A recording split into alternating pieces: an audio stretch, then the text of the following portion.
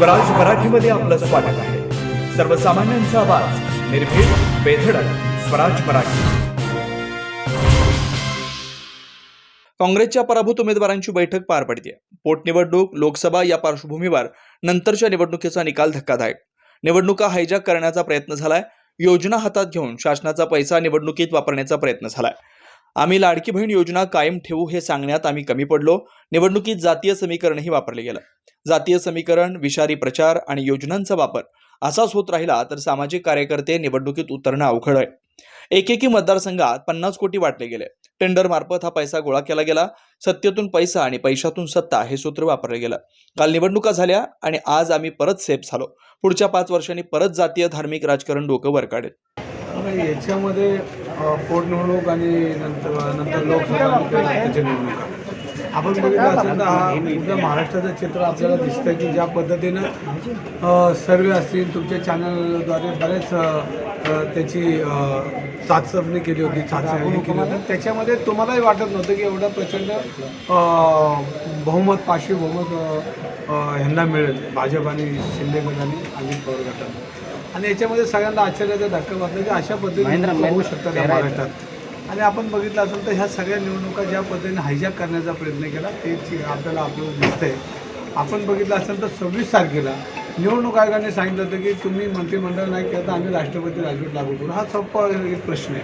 आणि आज 28 तारीख आहे तर कुठल्याही परिस्थितीत राष्ट्रपती राजवट लागलेली नाही. म्हणजे याचा अर्थ की या निवडणुका सगळ्या हायजॅक करण्याचा प्रयत्न केंद्रापासून तर खाली राज्यापर्यंत ज्या पद्धतीने निवडणूक आयोग ज्या पद्धतीने चुकीचं वागतं त्याच्यावरून आपल्याला लक्षात येतं की हे सगळं हायजॅक करण्याचा प्रयत्न या निवडणुकीत झाला. ज्या पद्धतीनं शाहू फुले आंबेडकर विचाराच्या महाराष्ट्रामध्ये ज्या पद्धतीनं ह्या निवडणुकीला रंग दिला किंवा एक जातीवादी रंग दिला किंवा ज्या योजना असतील या योजना हातात घेऊन की आज लाडकी बहीण योजना आपण बघितलं असेल, परत कामगारांचं ते अनुदान असेल, ह्याच्यामध्ये स्वतःच्या हातामध्ये घेऊन शासनाचा पैसा, सरकारचा पैसा निवडणुकीत कशा पद्धतीनं वापरण्याचा प्रयत्न केला आपण बघितलं आहे. अनेक मोठ्या जाहिरातीमध्ये आपण बघितलं असेल की ही लाडकी योजना, लाडकी बहीण योजना ही जर आमचं सरकार आलं तर तुम्हाला ह्याचे पैसे मिळणार नाहीत. आणि एका 3-3 महिन्याचे पैसे एका वेळेला त्यांनी टाकले निवडणुकीच्या काळामध्ये. आणि सर्वसामान्य भगिनींना आमच्या त्या 7-8 हजार रुपये मिळाले. म्हणजे अधिकृत शासनाचा पैसा कशा पद्धतीनं त्यांनी वळवायचा प्रयत्न केला ह्या निवडणुकीमध्ये दिसले. पण ती लाडकी बहीण योजना ही की आम्ही जाहीर केलं होतं की ह्याच्यामध्ये तुम्हाला आम्ही अशा योजना पुढे ठेवू, पण ते आम्ही त्याच्यामध्ये कमी पडलो असं चित्र उभं दिसतंय. आणि ज्या पद्धतीनं जातीवादी रंग देण्याचा प्रयत्न केला आहे.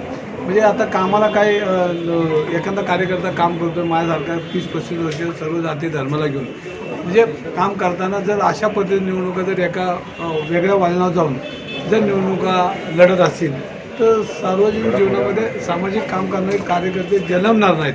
कारण जर अशाच पद्धतीने निवडणूक होणार असेल, एखादा विषय आणला, एखादी योजना आणली आणि मग सर्वसामान्य लोकांचं काम कोण करणार हा प्रश्न माझ्यासारख्या कार्यकर्त्यांना नेहमी पडतो. आज तुमची चिंतन बैठक पराभवाची आणि त्याचबरोबर जिंकून आलेल्या लोकांची एक प्रकारची चिंतन बैठक झाली.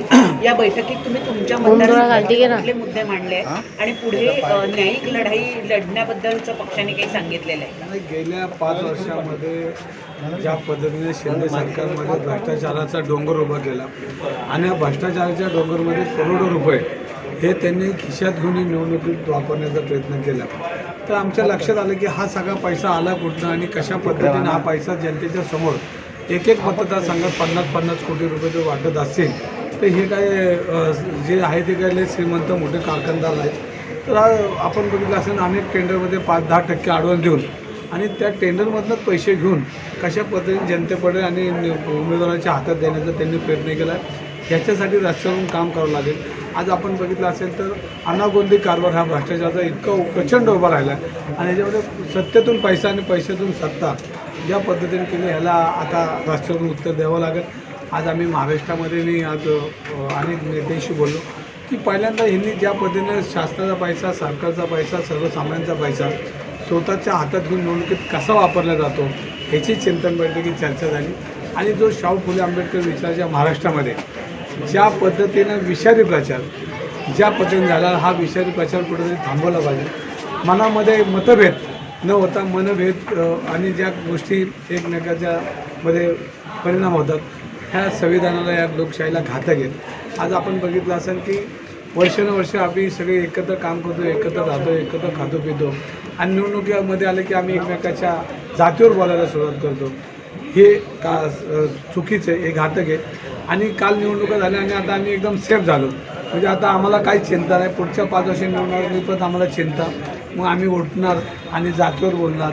मग देव देश धर्म ह्याच्यावर चर्चा करताना मग आम्ही किती श्रेष्ठ आणि समोरचा किती बरोबर चुकीचं आहे हे जर आता निवडणुकीत आता पुढल्याच 5 वर्षांनी दिसतील. सगळे मंदिरं येतील, दर्गे येतील, सगळ्या गोष्टी येतील. आता उद्यापासून आम्ही ह्याचा जाब विचारायला सुरुवात करणार आहोत. महाविकास आघाडीचा अंतर्गत जो काही बेबनाव झाला जागा वाटपाच्या संदर्भामध्ये त्याचा काही फटका बसला असं बोललं गेलं, यावर चर्चा झाली. जो माणूस जिंकतो त्याला कारणं नसतात आणि जो माणूस हारतो त्याला अनेक कारणं असतात. ते कारणं काय ज्या त्या पद्धतीने असतात ते काय विचारात घ्यायची गरज वाटत नाही मला त्या कार्यकर्त्याला. जिंकणाऱ्या माणसाला कारण नसतं आणि हारणाऱ्या माणसाला अनेक कारणं असतात. तर आम्ही हरलो आहे ही वस्तुस्थिती आता आम्ही डोळ्यासमोर ठेवून त्या जो आता नवीन सरकार होईल हे जर योग्य पद्धतीने वागलं नाही तर त्याला आम्ही रस्त्यावर उत्तर द्यायला तयार आहे. शेवटी लोकशाही संविधान आहे आणि जरी यांच्याकडे सगळी यंत्रणा असेल तर शेवटी लढणारी लोक आहोत आम्ही आणि आम्ही जनतेच्या प्रश्नासाठी लढणार आहोत. जरी खोटी आश्वासन देऊन त्यांनी सत्ता हातामध्ये घेतली असेल तर ती खऱ्या अर्थाने लोकांपर्यंत पोहोचवण्याचा प्रयत्न आम्ही करणार आहोत. आणि आता 2100 रुपये मिळले पाहिजेत, तर शेतकऱ्यांचा कर्जमाफी मिळले पाहिजे, शेतकऱ्यांना वीज माफी मिळली पाहिजे आणि हे राज्य चांगल्या पद्धतीने टिकवण्यासाठी आम्हाला लढावं लागणार. ज्या चुका आहेत त्या रस्त्यावरून दाखवल्या पाहिजे. कारण विरोधक असलो तरी ह्या सत्तेचा एक भाग म्हणजे महाराष्ट्र आमचा आहे, आमचा छत्रपतींचा महाराष्ट्र आहे. महाराष्ट्राला उज्ज्वल परंपरा कायम हे टिकवण्यासाठी जरी आम्ही मंत्र आपलं विधिमंडळात नसेल तर रस्त्यावरची लोकशाही तर आम्हाला लढावी लागेल, ते आम्ही लढणार.